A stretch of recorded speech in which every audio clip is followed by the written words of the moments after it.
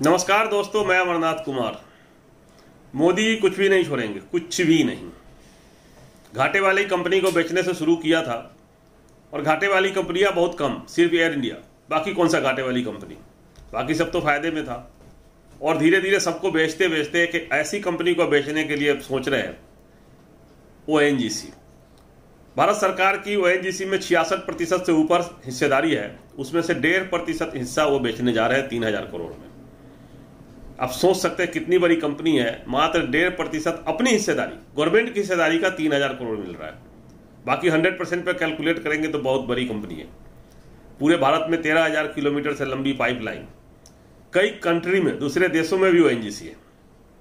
सबसे कमाऊ कंपनी भारत का, 30,000 से ऊपर एम्प्लॉइज में काम करता है, बहुत बड़ी कंपनी है। Well, yes, definitely ONGC will remain in focus because the government has launched its offer for sale to sell nearly 1.5% stake in the company. Now, the base offer is of 0.75% stake with an option to upscale this by another 0.75% if the response remains good. So, the total offer is of 1.5% and the floor price for this stake sale is 159 rupees, which is a discount of nearly 7% to the current market price of around 170 rupees. Now, the offer for sale will remain open for 2 days, that is today and tomorrow. For today the shares will be offered to non-retail shareholders, while tomorrow it will be offered to retail shareholders. Now this offer for sale by the government has taken the analyst community by surprise. Now there are two reasons for this. Firstly, because in 2020 the government had clearly said that going forward they won't be taking the ETF and अब उसमें से अपना 1.5% हिस्सा अभी बेच रहे हैं, फिर बाद में धीरे धीरे बेचेंगे, बेच देंगे, खत्म कर देंगे, किसी प्राइवेट को दे देंगे। प्राइवेट को दे देंगे तो आरक्षण खत्म हो जाएगा, उसमें अपने मनमानी से, अपने मन से भर्ती हो पाएगा और मोदी जी के जो जय श्री राम के नारे लगाने वाले हैं उनको नौकरी मिल जाएगा वहाँ पे। यही तो चल रहा है। अब तो सबको पता चल गया कि बेचने का मोटिव क्या था। आरक्षण खत्म करने की हिम्मत तो है नहीं कि पार्लियामेंट में बुला के एक बार पास कर दे बिल कि हम आरक्षण नहीं देंगे। कर नहीं सकते, करके दिखाएं, हिम्मत नहीं है। तो इनडायरेक्ट रूप से कर रहे हैं। और जितने भी दलितों के लीडर हैं और SC ST के जो लीडर हैं, OBC वालों को कोई फर्क नहीं पड़ता। OBC में क्रीमी लेयर है, उसके नीचे वाले को कोई फर्क पड़ता होगा तो पड़ता होगा, बाकी लोग सोए हुए हैं। उनके नेता सोए हुए हैं, उनके मुंह में जवान नहीं है, वो विरोध नहीं करते और सब कुछ देखता रहा, अपने आंखों के सामने बिकने दिया। जाने दो, आरक्षण लगे क्या करेगा, मर जाए दलित, मर जाए पिछड़ा, मर जाए SC ST, क्या करना है। यही तो चल रहा है। LIC की बेचने की बात चल रही है, LIC में हिस्सेदारी बेचने की चल रही है, बैंकों को प्राइवेट करने की बात चल रही है। बड़े बड़े बैंक SBI, पहले सबको SBI में मर्ज कर दिया, अब SBI को बेचने की बात हो रही है। लोग हड़ताल पे थे, बैंक कर्मी, अभी पता है आपको हाल फिलहाल। तो इस तरह से पूरा देश खत्म हो जाएगा और आप लोग भी सुधरने वाले हो नहीं। जो मैं वोटर है जिनसे मैं बात करना चाहता हूं अभी, इससे नुकसान होगा, बहुत बड़ा नुकसान होगा। आप लोग सुधरे नहीं, आप लोगों ने अपने पैर पे कुल्हाड़ी मारा। इन 5 राज्यों के चुनाव में अगर बीजेपी को आप हरा देते तो मनोबल टूट जाता बीजेपी का। उनकी हिम्मत नहीं होती कि उसमें ये कदम उठाते, बेचने वाली कम से कम। जैसे ही चुनाव खत्म हुआ, तेल के दाम बढ़ना शुरू हो गया। उससे पहले से इंटरनेशनल मार्केट में तेल के दाम बढ़े हुए थे, लेकिन सरकार की हिम्मत नहीं थी कि तेल के दाम बढ़ा दे। अब रोज 80 पैसे बढ़ रहे हैं, अब बढ़ते रहेंगे, ये रुकेगा नहीं, नॉन स्टॉप बढ़ता रहेगा। आप लोग कुछ नहीं कर पाएंगे। और ना आपके जो नेता, जिनके जातिवादी नेताओं के पीछे चल के आपने भाजपा को वोट दिया, वो आपको बचा पाएंगे। देख लीजिएगा क्या। और आ जाते हैं जातिवादी पार्टी के ऊपर कि भाजपा तो आपको पता ही है जातिवादी समीकरण पे बना हुआ पार्टी है। तो इसमें जितने भी जो सवर्ण कास्ट हैं, सवर्ण कास्ट के लोग हैं, वो खरीद रहे हैं ONGC। किसी भी कंपनी उनके हाथ में मिला हो तो बता दें, मैं जानना चाहता हूं। एक भी कंपनी उनके हाथ में मिला होगा तो बता दें।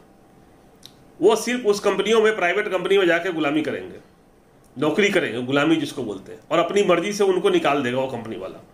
ये भी है, आज न कल कंपनी तो बिक जाएगा, बीजेपी भी चली जाएगी, भाजपा भी खत्म हो जाएगा, आज न कल प्रकृति का नियम है। लेकिन जब प्राइवेट कंपनी रहेगा तो उसमें से निकाल दिया जाएगा। निकाले गए हैं, बहुत सारे लोग निकाले गए हैं। वो देखता नहीं है जाति, वो निकाल देता है 1 मिनट में, गेट आउट, तो निकाल देगा और फिर समझ में आएगा और रोएगा कि मैंने क्या गलती किया था। और ये कंपनी बंद भी होगी, ये बेच के भाग जाएंगे। ओब्लिगार्ड के हाथ में कंपनियां जब जाएगी तो यही होगा। जो कुलीन कहते हैं शब्द, जो कुलीन है, ये कुलीन नहीं है उद्योगपति, लुटेरे उद्योगपति होते हैं। देश की पूरा लोकतंत्र को धनतंत्र में बदल के, और वो सरकार को अपनी मर्जी से चलाता है। पूरा मीडिया खरीदा, धीरे धीरे पूरा मीडिया खरीदा, केबल टीवी तक खरीद लिया। जो केबल जो घर में आपका आता था उसको भी खरीद लिया और धीरे धीरे उसकी रेट कितनी बढ़ा दिया गया, पता ही आपको। सब कुछ पे कब्जा कर लिया, अपना मोबाइल नेटवर्क भी बनाया, मोबाइल नेटवर्क पर भी उसका कब्जा और उसके भी रेट बढ़ा दिए। सब जगह वही छाया हुआ है और सब जगह से आपको घेर के और आपके ऊपर झूठ परोसा जा रहा है, झूठ दिखाया जा रहा है, यहाँ तक कि सिनेमा भी बनवाया जा रहा है, उसमें भी झूठ दिखाया जा रहा है।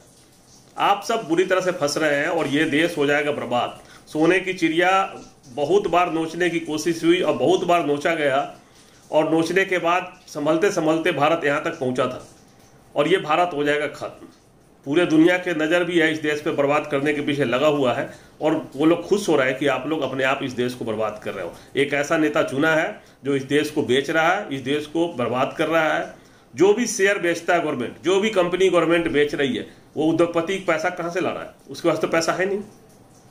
वो क्या करता है, वो हमारे बैंक का पैसा लोन लेता है और फिर बाहर से मंगाता है पैसा। FDI के नाम पे बाहर से पैसा आता है। वो बाहर से पैसा कहाँ से आ रहा है? चाइना से आ रहा है। पूरे दुनिया को पता है कि धीरे धीरे चाइना का पैसा कहाँ कहाँ लगा। पहले श्रीलंका में लगा चाइना का पैसा, क्या हुआ श्रीलंका का हाल आपको पता ही है। कहीं से छुपा हुआ तो बताइए।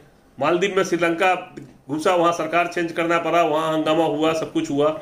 नेपाल में चाइना घुस गया, वो चाइना पूरा नेपाल को खरीद चुका है धीरे धीरे। इस तरह से सब जगह चाइना घुस के खरीद रहा है और हमारे भारत को भी खरीदते जा रहा है धीरे धीरे, इनडायरेक्ट रूप से इन उद्योगपतियों के द्वारा। तो अगर हम नहीं संभले तो ये देश हो जाएगा बर्बाद। ये बहुत बड़ी बात है कि क्या चल रहा है देश में। हम लोग गुपचुप है और नेता कोई नहीं सुनेगा। नेता को क्या है, उनको तो बस मिल गया, जीत गए, कुर्सी मिल गया, बस जय हिंद जय भारत हो गया। मरो तुम लोग, देखा जाएगा। जब 5 साल बाद फिर चुनाव आएगा तो नाक पकड़ेगा, उठ बैठ करेगा। किया था ना बीजेपी का कई नेता, कान नाक पकड़ा था ना, कान पकड़ा था ना, उठ बैठ किया था ना, उठ बैठ करेगा, फिर उसको आप वोट कर दोगे। यही तो चल रहा है। इन बातों पर जरा ध्यान देना कि कहाँ जा रहा है और किस जगह जा रहा है। शिक्षा है नहीं। एग्जाम होना था यूपी में, फिर पेपर लीक कर गया। तो पेपर कैसे लीक कर जाता है? किस चीज की सरकार है कि पेपर लीक कर जाता है? जब भी एग्जाम से पहले पेपर लीक कर जाएगा। क्यों लीक कर जाएगा पेपर लीक? कैसे कर जाएगा पेपर लीक? पेपर लीक कर गया तो क्या आपने उनको जेल में डाला? एक बार चेयरमैन जो है उस कमेटी का, उसको जेल में डाल दो, ऊपर से, नीचे से नहीं, ऊपर से डाल दो, सब ठीक हो जाएगा। एक बार डाल दो, जहां से जिसको बनाया था हेड को ही डाल दो जेल में, बात खत्म हो गया। रिस्पॉन्सिबल कौन है? हेड, परीक्षा कमेटी का हेड। कि कैसे हुआ, किसको चुना कि पेपर लीक हो गया? ऐसा कैसे नहीं, फुल प्रूफ कैसे नहीं बनाया? पेपर कैसे लीक हो जाएगा? तो ये सब शिक्षा खत्म, सब कुछ खत्म। आपको कुछ नहीं दिया जा रहा है, आपको सिर्फ लूटा जा रहा है। टैक्स बढ़ा बढ़ा के लूटा जा रहा है और देश बर्बाद हो रहा है और सब कुछ बेचा जा रहा है। एक तरफ कहते हैं कि मुझे एक्सपोर्ट में इतने बिलियन डॉलर की कमाई हुई है, तो फिर बेचने की क्या जरूरत है? कमाई हुई तो बेच क्यों रहे हो? जब कमाई हुई तो बेच क्यों रहे हो? झूठ परोसा जा रहा है, देश को बर्बाद किया जा रहा है।